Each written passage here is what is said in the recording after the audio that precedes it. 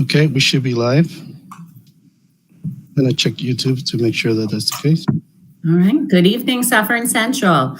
Thank you for joining us this evening. I'm Lisa Weber. I'm the acting superintendent. We're here tonight for our secondary community meeting. This is the last of our public meetings. I want to thank you for joining us. I know we have lots of questions about the middle school and high school that we are eager to answer. We have a presentation prepared, and in that presentation, we will address a lot of the questions we've received already. So we will turn the chat off during our presentation. Once we're done presenting, we will turn the chat on. So if there's any remaining questions, we'll take some time to answer those questions at that time. For those of you who've been following our other presentations, I hope you noticed that at the bottom, we now have our closed caption turned on so that those community members for whom that is helpful will be able to have that. That was some feedback we got after the last meeting. And so hopefully this helps to meet everybody's needs. I am joined tonight by Dr. Lisa Castaldo, our Assistant Superintendent for PPS, Mrs. Sue Perio, our Director of Instruction, Mr. Pat Breen, Suffern High School Principal, and Dr. Andrew Trust, Suffern Middle School Principal. We're also joined in the background by Ms. Jenny Mermelstein, our PR and chat guru, and Mr. Eric Coronado, our Director of Technology. So I think, Mr. Breen, you have the presentation to share? Yes, I can share it. All right.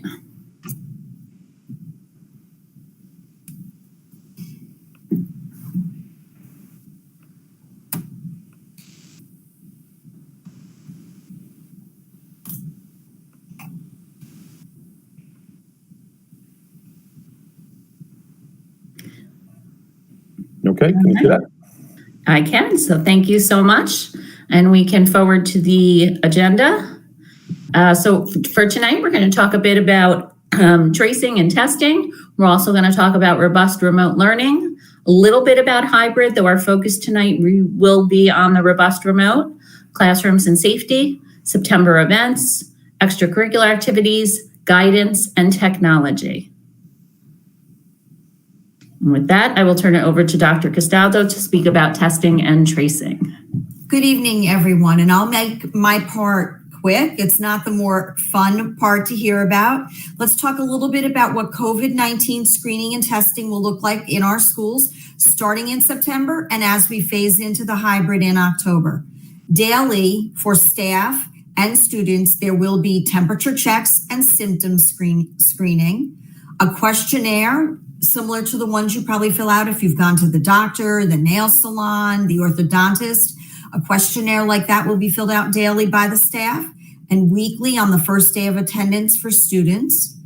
People who exhibit symptoms in our buildings will be isolated either in an isolation room or an isolation tent. Students will be supervised at all times when in isolation, and parents will be called to pick students up who exhibit symptoms, and staff will be sent home.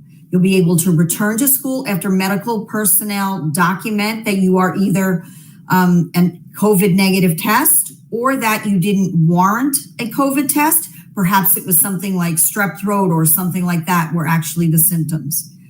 Testing, if you do need or your child needs or staff need a COVID-19 test, you will be directed towards your private healthcare provider, or we will give you the list of testing sites available from the Rockland County DOH, Department of Health. You're able to return to school, your child or any staff, after the testing, dependent on the Rockland County Department of Health current guidelines at that time. So either that your test came back negative, or it's been 10 days since you had symptoms, or you are no longer COVID positive because you've gone past the 14 days of infection. If we could move to the next slide. Let me talk to you a little bit about contact tracing and our COVID response. So contact tracing is when we look at someone who's either had a COVID positive test themselves or been exposed to someone who had a COVID positive test or been exposed to someone who's been exposed to someone who's had a COVID positive test. Dr. Castaldo, I'm sorry to interrupt you. You've been asked to speak a little bit slower. You're going a little too fast for the closed caption. So I'm sorry to interrupt. So should I back up to the other slide or just start slower on this one? I would say just start slower on this one. Okay, and that's the first time I've ever been told I'm too fast for closed captioning, but I'm not surprised. Everybody knows that about me. Okay, so if you look at this chart, what it goes through is what the district's response will be depending on whether someone is in the red, meaning they're an actual COVID positive student or staff themselves. In the yellow, where you have been exposed, either a student or staff has been exposed to someone who is COVID positive, or they have symptoms and have had a test and are awaiting the results, or in the green, meaning you've been exposed to someone who's been exposed to someone. So that's the different levels of exposure to COVID-19 and the different responses the district will take at these times. It's difficult to see this chart in this slide presentation. It is on the front page of our website in our COVID-19 response area. And then you can, if you click on that, you can see the chart bigger and see the steps that the district will be taking. The entire time, whether it's COVID screening, COVID testing, or contact tracing, and then our response to all of those steps, we will be working hand in hand and collaborating with the Rockland County Department of Health. They are the medical experts in this area. Our nursing staff and our medical director have been working closely with the Department of Health and collaborating with them and with myself as COVID response coordinator to make sure that the district is always in line with the greatest and next medical advice. And now I will turn it over to Ms. Sue Pario, who will be talking to you about remote learning. So one of the things that we really wanted to do this evening was distinguish crisis distance learning that we experienced in the spring from our updated plans for the fall. So one of the things that we have highlighted here is that we really have taken a lot of different viewpoints into consideration and a lot of different guidance and guidelines. So among those are survey information that we have received from parents, students, and staff. As you might recall, we did survey those stakeholders in April as well as in June. We had in June 828 parent responses. We had 802 student responses and hundreds of responses from our staff members. We also received 145 pages of NICED guidance that was very helpful in helping us to determine how we were going to really redo our plans and make sure that we were offering something different and more substantial for students in the fall. We also have really leaned heavily on a lot of current research on distance learning, and we have participated in quite a bit of recent professional development. We also had an ongoing committee throughout the summer where we had about 40 people on our robust remote committee. We had elementary, middle school, and high school stakeholders involved. And we met as a whole group, and we also met by division so that we could create the best plans for each group of students that we work with. Okay, next slide. So some of the big distinctions between the fall and what you have previously experienced is that we will have teachers available live during scheduled blocks of time each day. Students may or may not have their camera and mic on for the entire period, but teachers will be available for feedback, support, and direct instruction. So the other thing is that attendance will be taken during the synchronous class meetings. There will be predictable daily schedules, including routine times for that interaction that I just mentioned. And I also did want to highlight, as the chart on the side shows, the distinction between synchronous and asynchronous learning for the purpose of highlighting that both are really important. And one of the things that New York State emphasized in their guidance to us was that instructional experiences are not defined solely as a student's time spent in front of a teacher or in front of a screen, but rather it's time engaged in standards-based learning under the guidance and direction of a teacher. So our plans that will be highlighted by the principals this evening will demonstrate that, and you'll be able to see that there will be synchronous as well as asynchronous experiences for students. And then also important is that we are going to create equitable access to the rigorous instructional opportunities that are standards-based and aligned by recording some of those lessons and making sure that students who might not be able to attend will still be able to access when it's convenient for them. Okay, on to you, Mr. Breen. Thank you so much. Good evening to everybody watching. Thank you for joining us. I know many of you have so many questions, angst, and nervous about coming back to school. To our students, I just want to say that we're looking forward to it. Even though we're starting remotely, we think this is going to be a great start to a school year. And so one of the pieces from the spring that when I reflected on, what worked well and what didn't, there was some obvious lack of familiarity in scheduling in the day. And I know parents want a school day, and we want that structure back. So for us, starting off, we're going to use what's very familiar to us, which is our rotating schedule, which we will follow with our school hours from 7:30 to 2:05. And attendance will be like every other class in the past, where you're there at the beginning. The teachers will take attendance. We will have our similar lunch break, which will also provide opportunities as we start to scale in our extracurricular clubs, opportunities during the day for them to meet. And of course, they can meet after school as well. And these are going to be live classes. And as Ms. Pario said, with some asynchronous instruction. One of the pieces we have to be concerned about with our schedule is that we do offer a lot of college courses that offer credit. SUPA is one of them. And there are many other AP courses, and those courses, some of them have minimum requirements for time. And so we're going to meet all of those requirements through our schedule as it exists. And we will be communicating to families, throughout all this through our email and our school website. And for attendance, we know that was a big concern. So we will use Blackboard Connect to send a daily attendance notification to parents at the end of the day. So that you're aware of your students' participation. And the rotation itself, I know our students in grades 10 through 12 are extremely familiar with it, obviously, but that will be posted on our calendar. And as we orient our freshman class to this new schedule, believe me, they pick it up quite quickly. So a lot of questions are coming in about where's my schedule, and we know people want to see what's happening.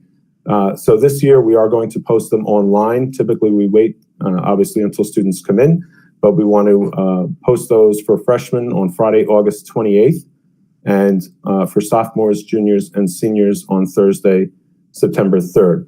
One of the pieces that's very important here is that we're still fine-tuning for physical distancing in the classrooms. Remember, this is going to be the schedule we use when we ultimately go to hybrid. So we have to make sure our numbers are correct in terms of the numbers of students in each class. So that's why I can't release them a little bit earlier, as I know many would like.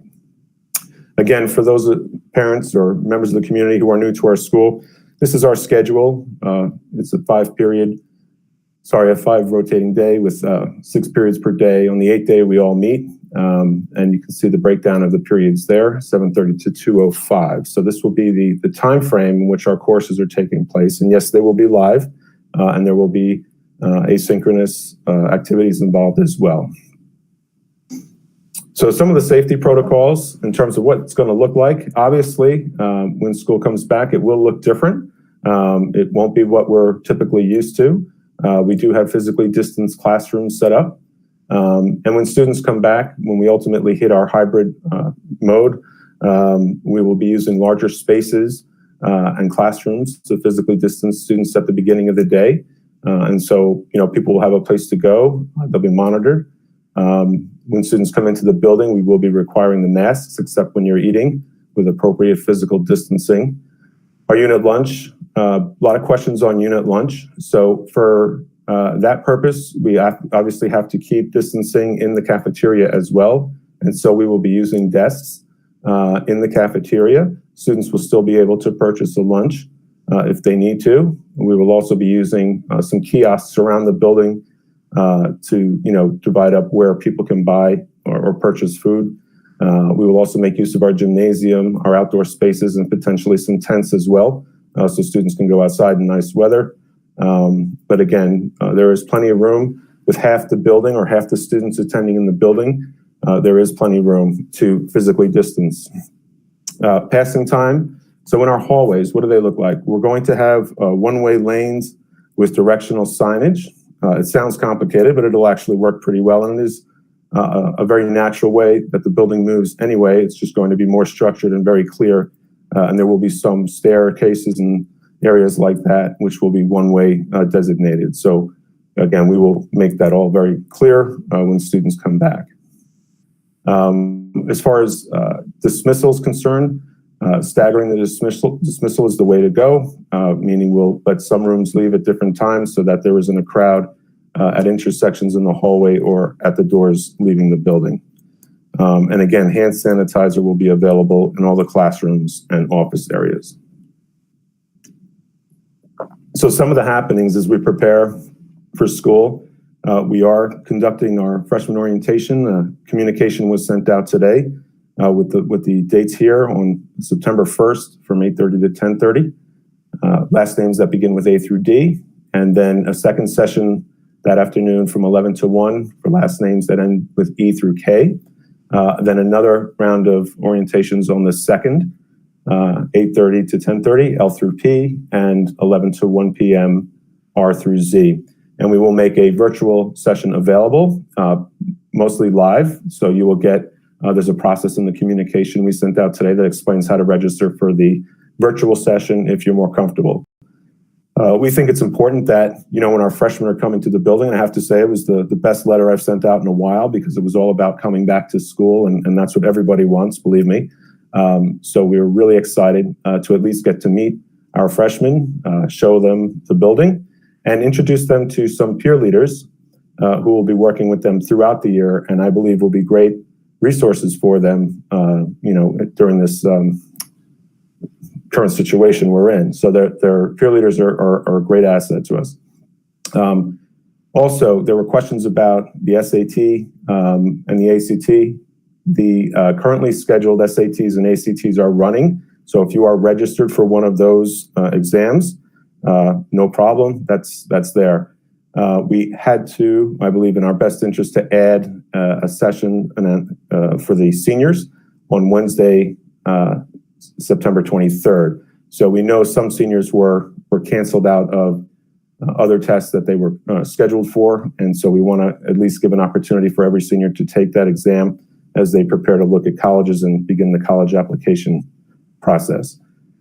Also going on are the senior portraits this week, from Monday to Friday, and it's been going very well. So thank you to all our seniors for coming. I think only one student hasn't made it yet, so that's fantastic. Our underclassmen pictures will be scheduled in October, and we send separate communications on that to the families. Also in September, we have our virtual Meet the Teacher on Thursday, September 17th. So we will have information for parents on that coming out shortly. And our summer mailing contains a lot of this information, which will go out on August 31st. Some questions related to athletics. As you know, athletics is on hold until there's a determination made, which could be as early as this Friday, the 21st. So with respect to instruction and extracurricular activities, we had several questions. Most important for parents as we're starting remote is that teachers will be sending out Google Classroom invitation codes. And this is how your child gets into the class. So they'll have their schedule, and then they'll look for their teacher in the period, and they will receive an invitation code from their teachers on September 8th or 9th at the latest. The students should join so that they're in the class with the teacher in the Google Classroom for the 10th, for the first day of school. So that is something very important. We'll send another reminder out about it, but we just want to make sure you are aware. There were questions about, are we not running any courses or certain courses running and some aren't? Everything is running as it was scheduled. Nothing was, taken off the table. And that will stay the case for hybrid and remote. And one of the benefits of the schedule we're using, the rotating schedule, is that we ensure that all those courses run. Because as our upperclassmen know, those courses sometimes pair off every other day with each other. So it works out very well. During remote instruction, again, to the students, you're expected to be there at the required times, and attendance will be taken, also to participate as required. So it doesn't mean you're sitting there with the camera on for the full 55 minutes. I'm sure there will be activities, but again, it's important that you're there. The teacher will be looking for you. Extracurricular activities, many questions came up in this area. So we're going to phase those in over the first few weeks of school, and all activities will start virtually, and where they can be in person, we will do so. But just as we get acclimated to this new environment, they will all be starting virtually. So advisors will reach out to clubs, and we will make the students aware of what clubs are available. We will have a virtual club fair so that students can see what's available to them at the high school. And of course, grades and assignments will be posted on the portal as frequently as possible. But again, any concerns you have, you can always reach out directly to the teacher through email or the guidance counselor. And with respect to our guidance department, if you have issues or once the schedules come out, we want to channel those questions initially through the child's counselor, so that that person will be listed on the schedule. Any concerns you have about courses, of course, you can reach out to them and they will address that with you. This year, we'll also have the counselors using Google Classroom to meet with the students. They will be setting up grade level classes so that if they need to do a whole group meeting, they can do so very easily with their caseload, as well as do individual meetings with students. And I think that's going to work out very well. Seniors, we know this is a very tense time for you. Just for the record, I have 2 seniors as well. So I understand the issues that you're confronting with respect to the college application process and some of those pieces that you may be nervous about. So everything we do, we're going to do in remote. So we are going to have a virtual sort of college application assembly with all of our seniors to give them the information that we give every class every year in September. Guidance will be leading that. We're also going to have college information sessions, as we always do, live sessions with parents. And that includes the virtual FAFSA information night or any other guest speakers that we bring in. All of that will still happen. So the information will be there. It will be clear. And of course, we'll have you, we'll get you anything you need with respect to that. So don't worry. With respect to the social emotional support, we know students are coming in, not having seen friends maybe for a while. And so ultimately, when we get to that point, we know we need systems in place. And so we use Yale Emotional Intelligence. Ruler is the program, which is a comprehensive curriculum that helps students understand their emotions. And so this year, we're expanding the use of that, even including some of our peer leader workshops, using some Ruler strategies to work with the 9th grade students. We're also going to make use of a few more student surveys this year to keep our pulse on what's happening by grade level. Also looking at integrating for the first time this year some of the curriculum through our physical education and health courses. So they will be taking a bigger lead in this area, and I believe it fits very nicely with what information they cover. We're also going to emphasize more teacher check-ins and relationship building with the students. So we want the students to really feel comfortable and have a go-to person and make sure that's very clear to them. Of course, we also have our clinician and our clinical staff who are great, our counselors, psychologists, and social workers, and they will continue to use Google Classroom and Google Meet to communicate and connect with the students and families. And with respect to technology, obviously our platform is Google Classroom and Google Meet for remote learning. I want to compliment Dominic Martiniello for maintaining an excellent e-library, which we will make greater use of this year. Starting off, we'll be sending a lot of information directly to the students about what resources are available to them. Everything from ebooks to resources that are just fantastic. So thank you, Dom. Students will also be provided a device for use in school and at home, so a Chromebook, and there'll be information coming shortly about how to register if you need another device prior to September 10th. Okay, so I covered a lot. Obviously, we'll have a Q&A at the end, but again, thank you for your questions, and I'll hand it over to Dr. Trust. Thank you, Mr. Breen. Hi, everybody. Thank you so much for joining us tonight. We too are really looking forward to getting started this year and getting the kids back to as close as normal as possible. And we're working very hard to make that happen. So at the middle school, we are also, Pat, if you can go to the next slide, we are also going to run our regular schedule from 8 a.m. to 2:35. Attendance will be taken at the beginning of each period. And at the end of the period, there'll be a kind of a closure from each teacher. There will be synchronous and asynchronous instruction for each period. The synchronous instruction will be left up to the discretion of the teacher. However, it's understood that there will be at least an introduction and some sort of minor lesson at the beginning of each period. And in order to save kids all the screen time issues that they suffer with, there may be a portion in each period where students go asynchronous and then come back in. However, each period, the teacher will remain live in some fashion so that the teachers can check in with them and students can check in with the teachers to ask questions. Lunch will be run at a regular time. This will give teachers an opportunity to be available as they are in the real world during lunch periods to do extra help and that sort of stuff, which has already been a practice at the middle school. As far as communication, email still is the best way to reach your child's teacher. We've talked, and I've talked to most of the teachers, and there's an understanding that getting back to people as fast as possible is best. But at times, teachers are inundated with a lot of emails.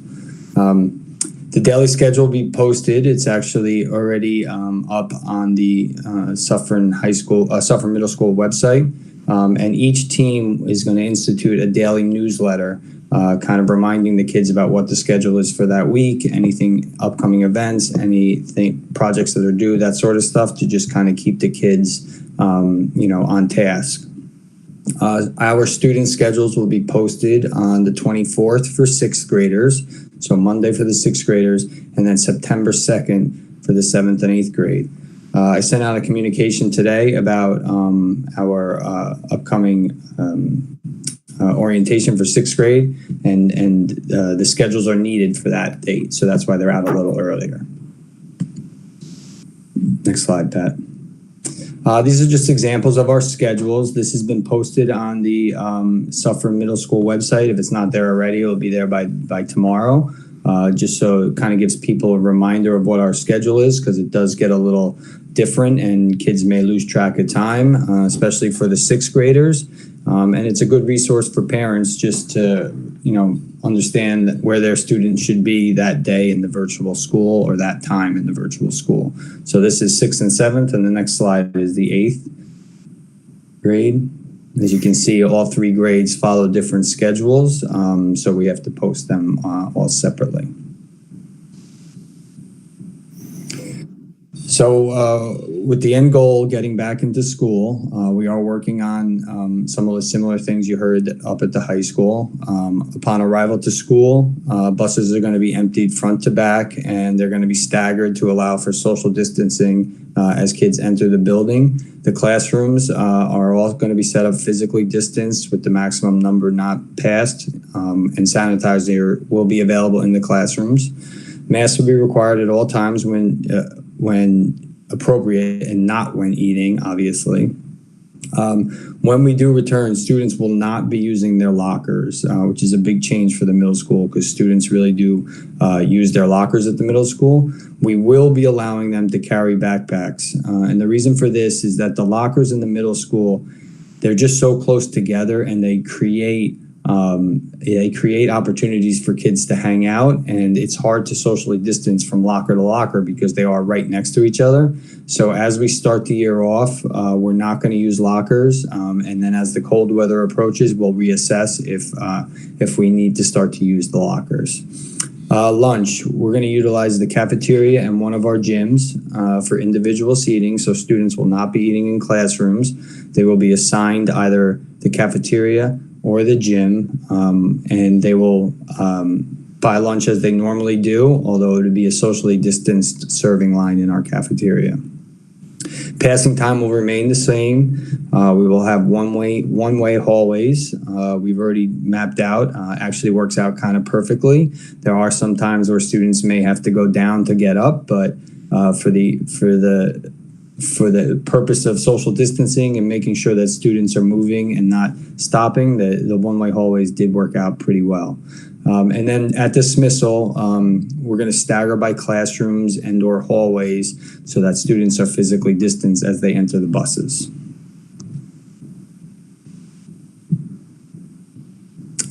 So our September events, I sent out a communication today to 6th grade parents about our orientation. And I mentioned the schedules earlier because it's important to look at the schedule and see the team that your student has been assigned to, because our orientation is going to be 5 sessions over 2 days, mostly AM and PM, and broken up by alphabet. So you can see Team Owls is on the 2nd. We have an AM and PM, A through K or L through Z. Team Hawks is the 3rd, 9 a.m. and 11 a.m., A through K and L through Z. And then also Team Falcons, which just happens to be a little bit of a smaller team, we're going to do on the 3rd as well, because the 4th happens to be the Friday before Memorial Day weekend. All of the information that is done in our 6th grade orientation will be posted on the website if a student is not available or if a parent chooses to not have their child come in for orientation.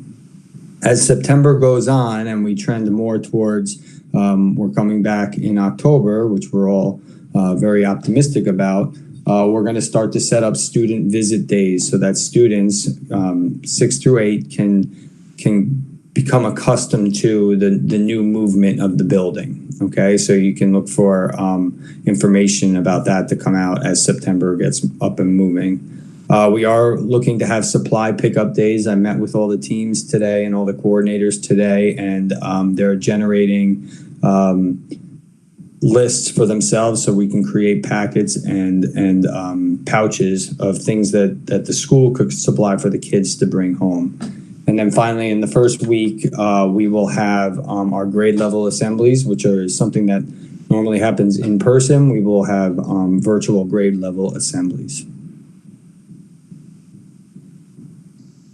So as far as instruction and extracurricular activities, all classes and class times will be running at normal times, hybrid and remote, and that's because we would prefer not to have a disruption to the way the students learn and their sequence of classes if we come back into the building or when we come back into the building. So we feel it's just best that we act as if we are in the building with the anticipation to come back. During remote instruction, students are required to be on for attendance. Obviously, we understand that there are a lot of moving parts in people's different homes, so teachers will be understanding if students are not there at the exact same time. However, we do expect students to be signed on as required and ready to participate. Our clubs too will be phased in over time. We started discussing clubs this week. We only have 1 or 2 that really can't act virtually, that they're more in person, but for the rest of our clubs, they can start meeting virtually. So we'll start to phase those in over time. And grades and assignments will be posted to the parent portal, and teachers will make every effort to keep this as close to real time as possible. But grading takes time, and you have to kind of bear with them with that.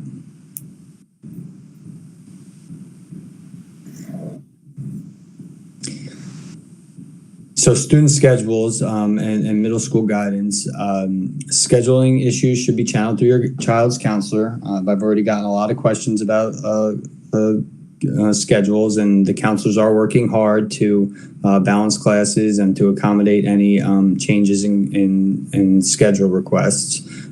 Counselors will have in-person counseling sessions when possible. Our counseling suite, the offices are actually big enough to have social distancing with mask requirements for 2 people. Once they get into the group counseling, we'll either have to find larger spaces throughout the school, or they'll use the Google Meet software so that they can do the group counseling. So as far as social emotional supports, we talked a lot about that today. Teachers infusing the Yale EI initiative and other social emotional supports in their lessons. And we also talked about, giving students breaks such as virtual assemblies and, author visits and that sort of stuff to kind of just disrupt the normal. We are working on booking some of those. And also it's kind of up to the teacher's discretion. If a teacher is getting emails that, kids are bogged down and they're behind on their work and they're stressed out, teachers are well within their rights. And we talked a lot about it today to kind of pump the brakes a little bit and let kids get caught up, maybe do a fun learning activity rather than something that is more, academic based. And then teachers will check in and support services will check in to make sure that the students are of good emotional well-being. School psychologists and social workers will primarily use Google Meet to conduct their meetings with students. However, if we do come back in the hybrid, we do have areas where they can be more one-to-one and properly socially distanced. The PE classes will continue to encourage movement during their instructional periods in order to get kids up and moving and out of the chair and away from the screen for a little bit. We will utilize Google Classroom as usual and Google Meet. The teachers will do the same thing that you heard about the high school. Students will receive an invitation to join a Google Classroom so that they're ready to go on that first day of school. All students, if they don't already have one, will be provided a one-to-one device for use at home and in school. Our school uses Chromebooks for the 6th and 8th grade and iPads for the 7th grade. So we have a little bit of both going on. We have started to invest in some ebooks, both textbooks and novels, so that students will have access to these books and there's not too many, not multiple students touching one novel or one textbook for that matter. And then students will be given the opportunity to sign up for the Suffern Library. And we've made a connection at the Suffern Library where we can get students the application so that they can fill out the e-application and get their library card. And the Suffern Library, in conjunction with us, does offer a lot of ebooks so that students have access to that sort of stuff. And then during the hybrid learning, we will have on-site support available for any issues with the technology that the students have.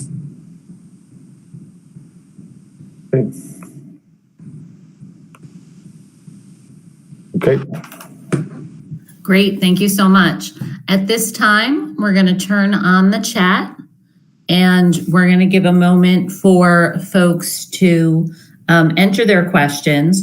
I was reminded of one thing, which I will take a moment to remind you of. We know that there are families that want to choose the 100% remote option for their children. We will be sending a communication tomorrow that'll include a form on which you can indicate that you are interested in 100% remote for your child. So expect that communication likely late in the day tomorrow. And are we up? Is the chat open yet? You may have to refresh your browser. I had to do that last night. And so if you're on a device, you can refresh your browser and hopefully access the chat. And do we know if that's up yet? I believe it is. I wonder how I do that on my phone. I'm watching on my phone. I don't know how to do that on my phone. I'm trying to get. It takes a minute. You guys did a really good job. I don't know. Are there any questions? Oh, there's no questions. Hold on. Remember, we are mostly talking about what virtual is going to look like.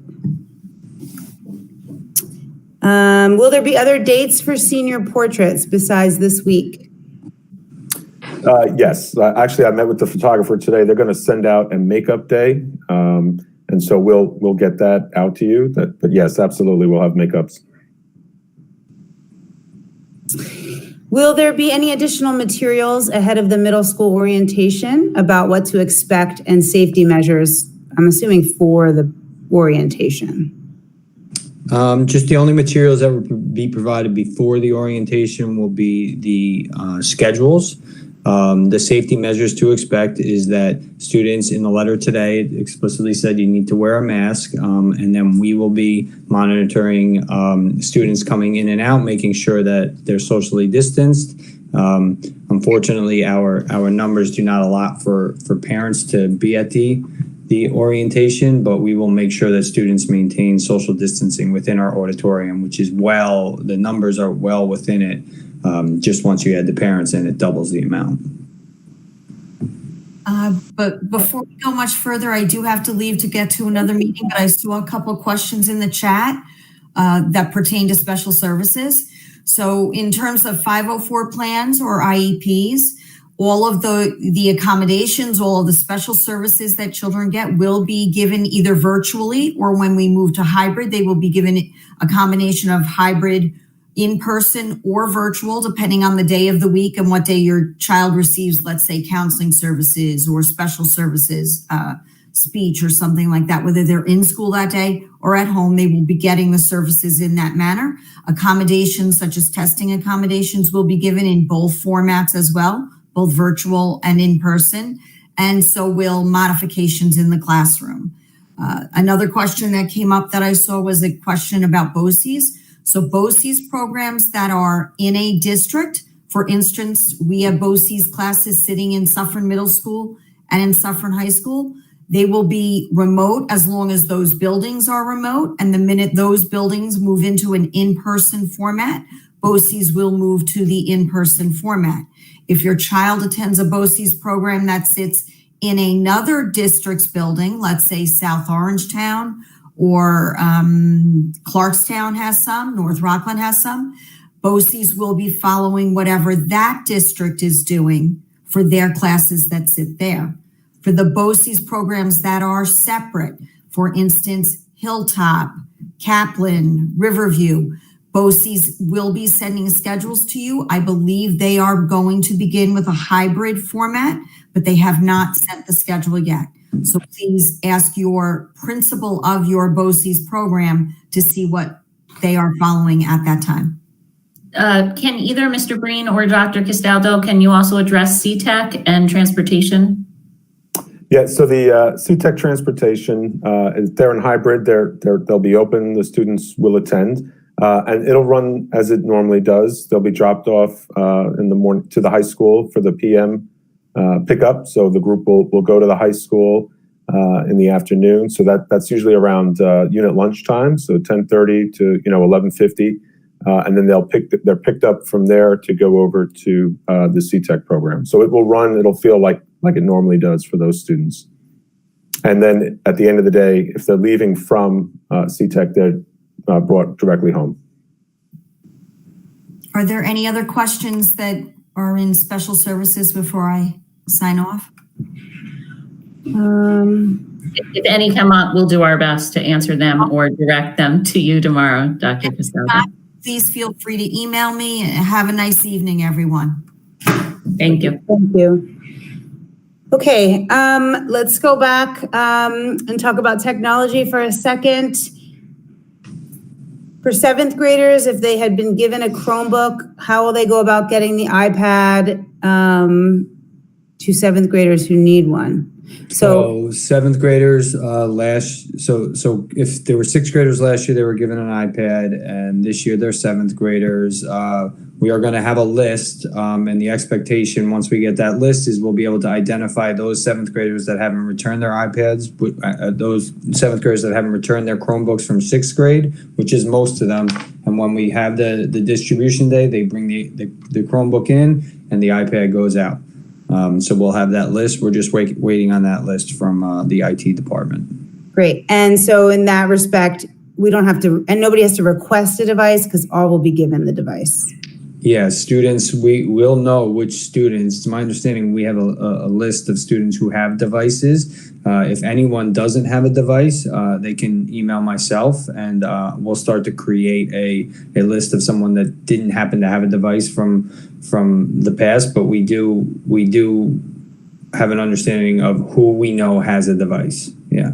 Do you want to address for a moment why 7th grade is iPad and the other 2 grades are Chromebooks? Well, the 7th grade team before me joining the school started an iPad initiative, and they worked really hard in using the Apple suite to create some cool stuff using the iPad. It was thought that maybe it would get rolled out to the rest of the school. I took over the school, and with all that's going on, it really wasn't the time to start to think about expanding it. So it's something that we're going to address in the next year or so. Great. And will 6th graders receive their Chromebooks during orientation or learn about when they will receive them during orientation? Our expectation now is that 6th graders will receive anything that we need to give them, Chromebooks included, during the orientation. Can I add to that? If those incoming 6th graders still have their iPads from 5th grade, we would ask that they bring their iPad to the orientation with them in order to receive their Chromebook. Yes, I was going to say that should have been on our list also. So we'll be able to collect those iPads back from the rising 5th graders who are now 6th graders. Great. And one more question about technology. Can students bring their own personal device into school to use during the day? So we still have that under consideration. We expect a decision on that very shortly. Okay. Will the 100% remote option have the same teachers as the hybrid model? Yes. Yes. Mm-hmm. Well, we kind of brought this up already, but fall sports still, we are still pushed back, right? There's no. As indicated, next week. Okay. With regards to cleaning classrooms, what is the plan on cleaning them in between periods when we move to a hybrid model? In the hybrid model, it is not realistic to expect that our custodial staff can clean every classroom between every period. And so we will have wipes available in every classroom. Every student and teacher that enters the room can grab a wipe down their desk and their chair if they choose to. They're not required to, but they can choose to. I liken it to going to the grocery store. I walk into the grocery store, I grab a wipe, I wipe down my cart, I dispose of my wipe, I move on. And that'll be our process. Buildings will be cleaned every night. Great. Is there a PSAT being offered at the high school this year? Yeah, we're keeping the same schedule for the PSATs. So there'll be a Saturday, typically a Saturday administration. Okay. There's a question here about school supply lists. That varies at the middle and the high school level. So do we have a list yet, or will they find that out? We at the middle school, I met with teams today. We pulled back from posting them today because we want to make sure that we're asking families to buy absolutely what they need. So the teams are kind of assessing what we have and what we can give out. And then next week, we will plan to post our lists. Okay. This is about more of the hybrid, but since we talked about it briefly, how will the scattered dismissal be worked out in the high school for parents who want to pick up their children versus taking the bus?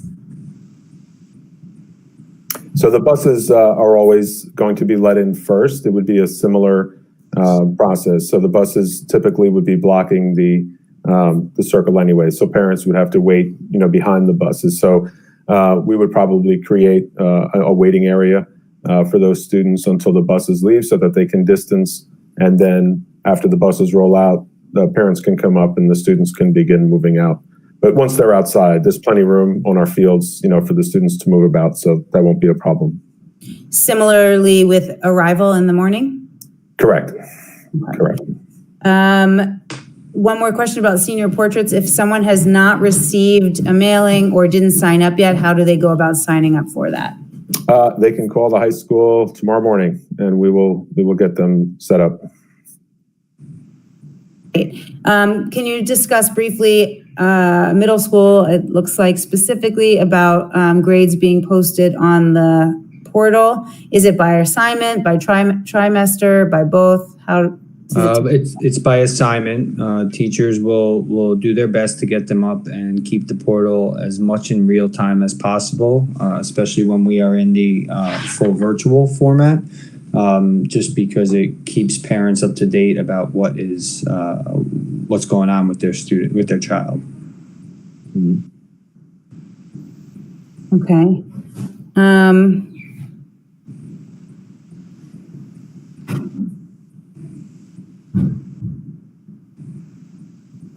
Just to reiterate again, the synchronous versus asynchronous teaching, there's questions about, will there be live teaching during all of the sessions, or will it be Q&A sessions? It will vary, and there is, as Dr. Truss mentioned, a degree of teacher discretion about how they'll be conducting their classes. Some teachers may choose to be teaching live during a session. Others might have a flipped classroom model where they might have assigned the video in advance, and then they're using the class time for synthesizing discussions and collaboration, opportunities for kids to work together or ask questions. So it really will vary.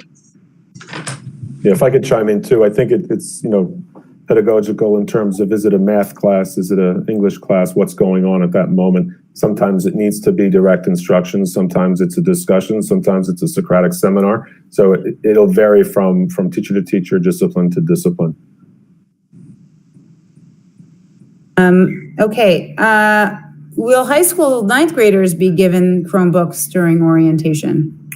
Yes, so the high school, we're looking to distribute as many Chromebooks on that day as possible to students. So we're creating a registration form just so that they can sign up if they absolutely need one. I think we'll be ready to give one to everyone, but we want to make sure we get them to those who need them right away. So yes, and certainly before the 10th.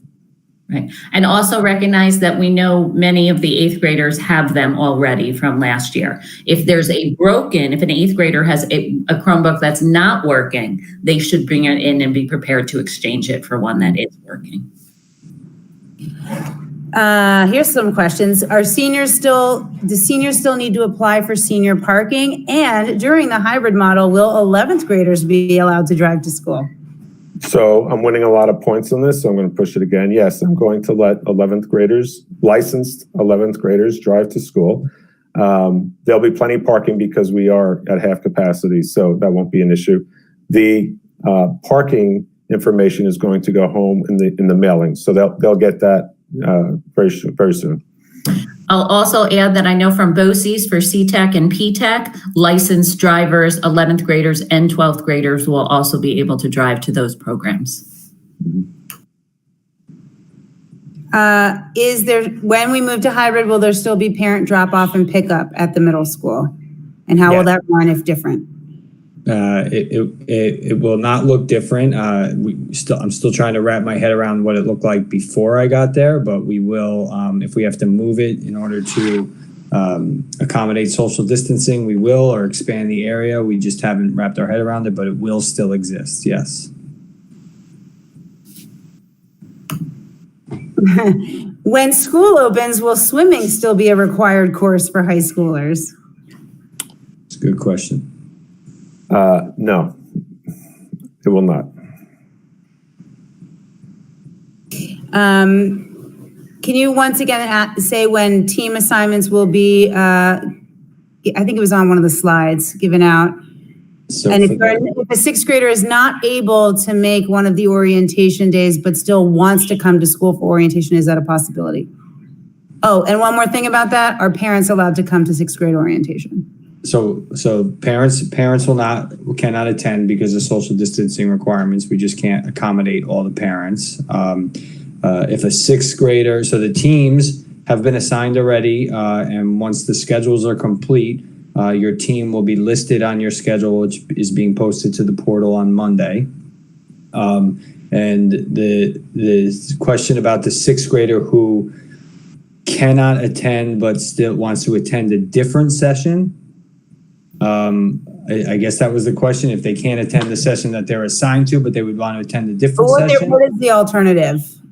If they're away that week or something? Well, if they're away that week, the alternative is that they when September goes on, towards the end of September, we're going to have other visit days for them to come in. If they're away on the day that their particular team is meeting, they can send an email and say, I'd like to come on a different day, and if we have the space, we will accommodate them. However, it doesn't make much sense because we did it by team so that they could meet some of their team teachers in person. And so that's why we're doing it that way, so that the people that are going to be teaching them, they actually can see them and talk to some of them, not all of them, but some of them. Is there a maximum amount of screen time, including both activity and meetings, for children per their age? Is that something we've looked at? So there are no hard and fast minute recommendations. And really what it comes down to in the recommendations by the American Academy of Pediatrics is that it's quality and not quantity. So if your child's a consumer and they're just clicking away or playing Fortnite all day, it's very different than if your child is attending a class with the screen that might be on or off or engaging in discussions. So again, it's that quality versus quantity, and it's not really a hard and fast rule on minutes. Great. How do students who signed up for driver's ed from January to June of 2020 finish the class and take the 4-hour course?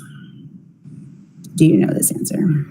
Sure. So many of them are waiting on the certificate so they can schedule the road tests, I believe is what they're looking for. Those just arrived Friday, and they have to be given to the students by the instructors. So we're quickly trying to get the driving school on campus, and we'll notify those students to come up so the instructor can sign off and give them the certificate. And I will add, we are not running driver's ed in the fall. It's just not running. It's not feasible due to social distancing right now. But we're going to try in the spring. Great. Can we address labs for science at both at middle school and high school? How will that work with a virtual learning? Sure. So there are virtual labs that we're going to make use of. There are labs that are required, by the state. So obviously, using best practice, I believe the science department is going to lean heavily toward virtual labs to the greatest extent possible, and that's because of the sharing of objects and working closely next to one another. So I'm sure they'll get creative and think of other ways to engage the students when we're in the hybrid mode. And maybe demonstrations, things like that. But those are some of the ways they're considering it now. And the same holds true for the middle school. We've taken on a new virtual science textbook this year that has a lot of virtual labs infused in it. And through that and teacher demonstrations, doing the labs and students kind of logging what's happening in the labs is how we're going to approach that. Okay, so for students who signed up for lifeguarding this fall as a class, what will happen for them? We have to look at that. I'll speak with Mr. Guccione and the athletic department. When does the district require a parent's decision on if their child will return hybrid or remain remote? So we're going to send that communication tomorrow with a request, probably at least a week, but not more than it'll be before Labor Day.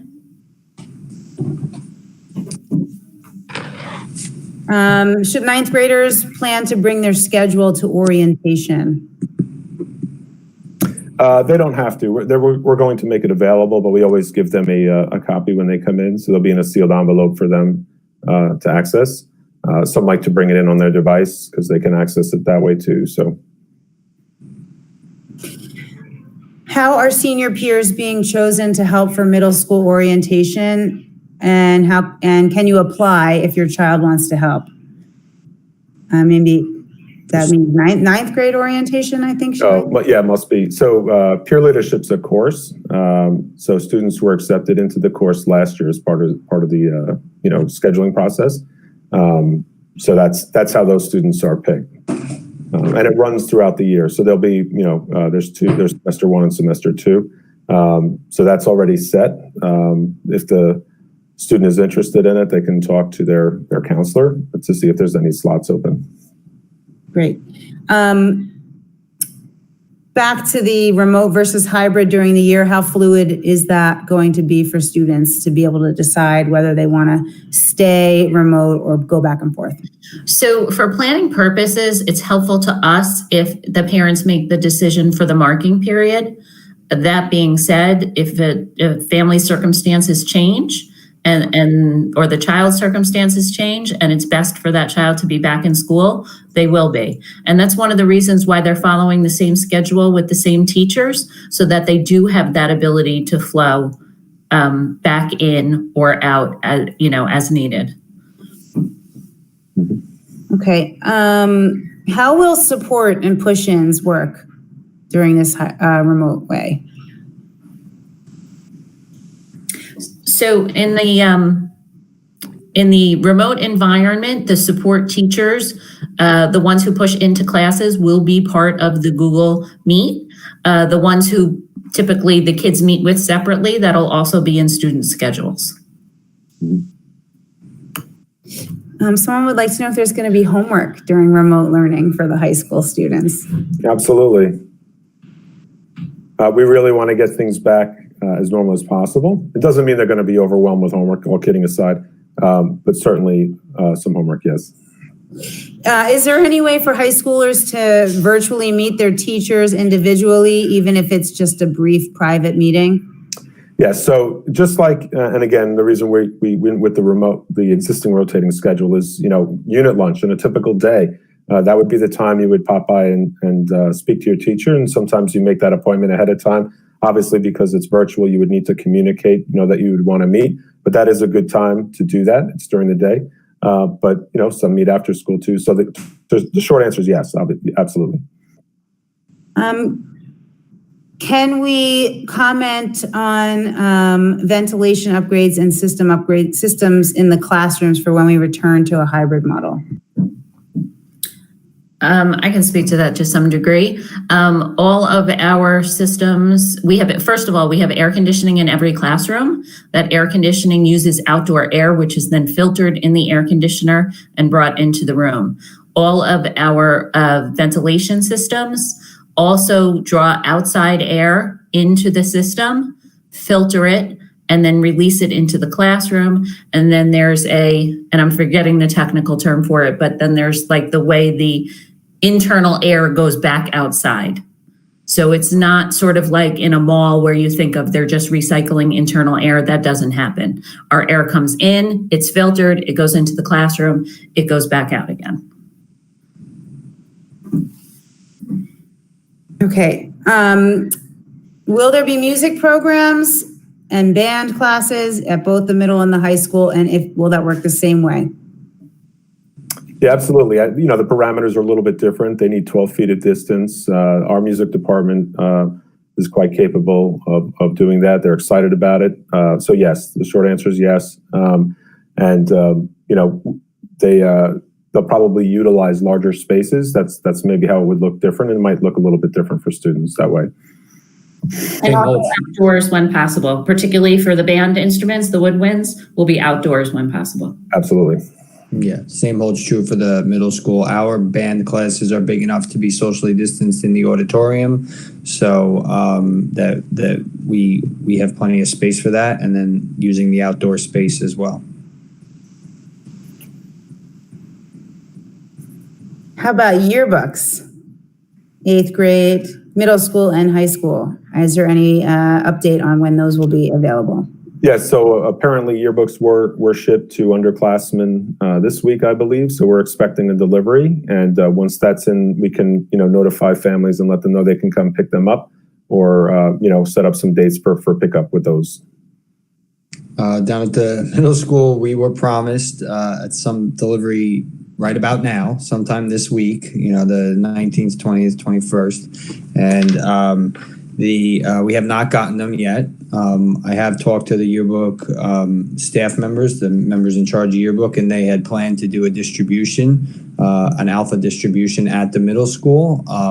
If time allows for that and we get them, we will do that. Otherwise, we'll probably work with the high school to find a way to get them to the students up at the high school, or actually we're full virtual now. We can do it at a time in September. We just haven't gotten them yet. Thanks. Will guidance be able to get senior transcripts out before October? Absolutely. Yeah. And I'm sorry. So there's a process for that. Ms. Kern will explain to the families about how to request a transcript, and there's some signing off that has to happen before it's sent anywhere. So all of that will happen though, but nothing will be impacted due to the fact that we're in remote. Great. And will school counselors be at the 9th grade orientations? Yes, some counselors will be at some of them. So, there's 4 sessions, so we're going to split them up. But again, those opportunities for them to meet the counselors, we may set up other small group meetings before school. We come back in hybrid, so there's some other planning going on with that.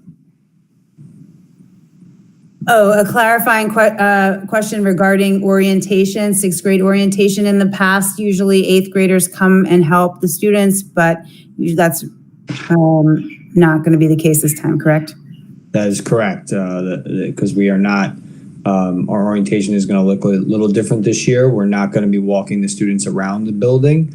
That's why we've added those days in September for them to come in and familiarize themselves a little bit more. This is just more informational about how the schedule works, signing on to the Google Suite, that sort of stuff, and getting their materials. Great. Another homework question. There will be homework. What will remote gym PE look like? And when we come back to school, will we still have to change for gym? So changing, the day you have gym, we want you to wear your sneakers to class. So changing, we do want you to come ready to have gym that day. Again, lockers are an issue, are a concern. Locker rooms are a bigger concern. So that's going to be a little bit of a shift. And again, we're adding in some of the Yale EI work, the social emotional curriculum units. That'll be happening in some of the phys ed remote classes. And so when we're back in hybrid, obviously those will be more physical activity based, but so it'll be a blend. There's going to be a little bit of a mix. The same holds true for the middle school. Students will be encouraged to wear appropriate sneakers and clothes on their PE days, because we will not be using the locker room because of social distancing requirements. As far as the lessons are concerned, it's very similar to what's going on at the high school. A lot of movement-based stuff, even during the virtual time, just to get kids up and moving, so they're not standing in one place. Faith is on here, and she said the middle school yearbooks were delivered, so they're going to work on getting that out. Yo, Faith. Thanks, Faith. That's right. Okay, here's a big one, Mr. Breen, Spirit Week. What's the story with that this year? So obviously, it's a critical piece to our culture at the high school, and I recognize that we're going to have to reimagine Spirit Week to some extent. Some of the events I know people love are the homecoming dance, which is just it's not a possibility in this environment right now. So, but we can think of other ways, and we will think of other ways. So when we put our collective heads together, I've already spoke to Mr. Kaplan. We'll reach out to our USO and start ideas, fleshing out some ideas for what Spirit Week could look like.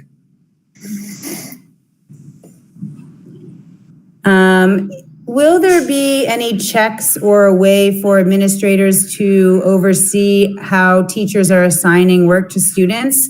Meaning some have been overloading and others were more fair or not enough. Is there going to be any, what is that going to look like? So, one thing we rely on is communication from the students. So if there's a student feeling overwhelmed, I would certainly invite them to tell their parent and, get that conversation started with us.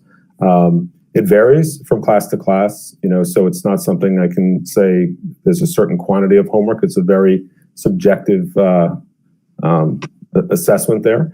But if somebody feels like there's too much homework, that's a conversation, and we would welcome that so that we could, take some steps there. And the same holds true at the middle school, that it starts with good communication by parents and teachers. Remember, every period there's synchronous speaking and learning, so that to voice your concerns, the students can always say it to the teacher, and then parents, if they really feel like the students are being bogged down, that to reach out to the teachers. And we talked about having like some breaks built in where teachers can kind of take a day and not do something that's so academic and do something a little bit more enjoyable, so that students can get a little bit more relaxation if they're stressed.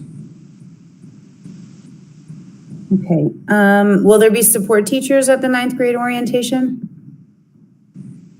No.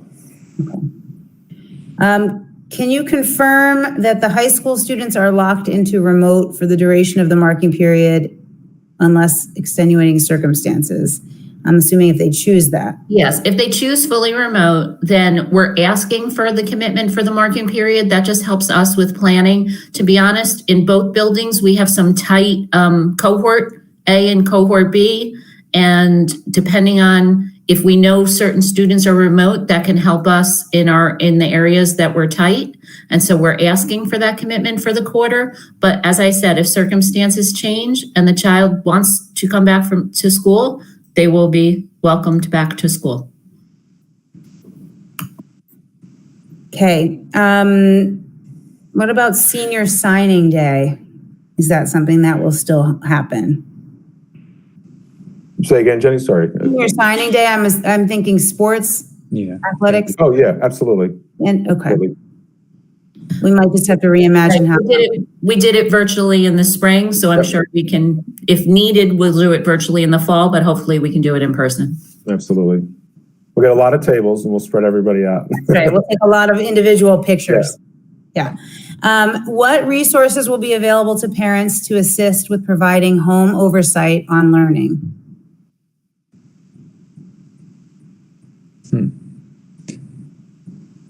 I guess define resources, if So much of the work that is being assigned, there will be the videos in the Google Classroom that will be supports for both students and their parents if they're providing that level of support. And then in terms of understanding assignments that have or have not been turned in, that's where the parent portal comes in, in terms of overseeing that aspect of it. Yeah. Okay, when we go hybrid, what will the hybrid schedule be for special ed for the special ed program when we return? Is that a 4-day hybrid model? I'm not sure what they mean by special ed, but yes, no, it will be the cohort A and cohort B. We don't have the space to have those students in 4 days a week. Okay. And the daily hybrid schedule will look the same as the remote schedule, correct? And all of that was at the beginning of the presentation. Correct. And for those people who missed the beginning, both the middle school and the high school will continue their regular schedule, start times, end times, period by period schedule for remote and hybrid. And if somehow we're able to go back fully in person, we'll just continue it at that point. Okay. Is Google Classroom, Google Meet the only platform we are using? Yes, it ensures the security that our students are using their school district accounts. If we use any other platform, we lose security. Okay. I'm sorry, did we say when the middle school virtual Meet the Teacher night was? Is that on the schedule yet? It's on the schedule. It's the 14th is the 6th grade, and then I believe October 1st or 2nd, right before we come back, is the 7th and 8th grade. With remote learning, do the kids have to attend each class remotely and stay on the computer for the 6 hours a day? So I wouldn't look at it that way. They have to attend each class, but remember, it's not going to be 55 minutes of staring at a screen for every single class. There'll be activities, and that's where that asynchronous piece comes in and is so important. It does get them off the screen, and I'll give you a very just clear example. If you're annotating a piece of literature, obviously you're not going to be on the screen doing that. You'll have the resource with you. And so, just small things like that. And then there might be a regrouping, breakdown and then come back again. So that's kind of how I see it happening, but not 6.5 hours straight screen on. Agreed. We envision it the same way at the middle school, that there will be a short 10 to 15 minute lesson introduction at the beginning. And then students will go off to do a sort of asynchronous task, either independently or collaboratively using the Google Suite. And then at the back, then they'll convene again towards the end of the period and have a closure. Yeah. Okay.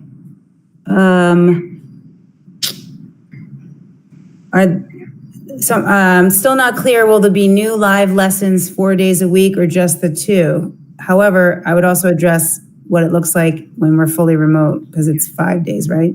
Right. So I'm a little unclear about the question, but in the remote model, it will be 5 days a week of full day lessons. So in the remote model, every day, follows that day's schedule. There's not a difference. In the hybrid model, when cohort A is physically in the classroom, cohort B will be remoted into that lesson. So there'll be a Google Meet up that cohort B, and anyone who's 100% remote will go into that cohort A lesson virtually. And likewise, the opposite when cohort B is in person. Cohort A and 100% fully remote students will remote into the in-person lesson using Google Meet.